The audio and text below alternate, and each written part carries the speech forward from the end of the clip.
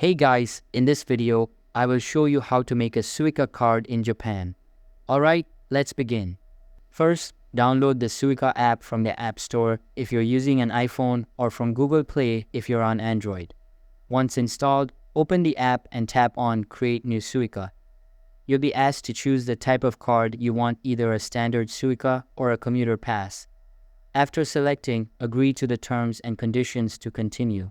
Next, add funds to your new suica card. You can use a credit or debit card or even Apple Pay or Google Pay for a quicker setup. Once your payment is complete, your suica card will automatically appear in your Apple Wallet or Google Wallet. Now, you can use it to pay for trains, buses, and even purchases in stores all across Japan.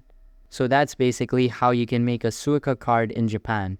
And that's it for this video. If you find this helpful, consider subscribing and giving this a big thumbs up. Thanks.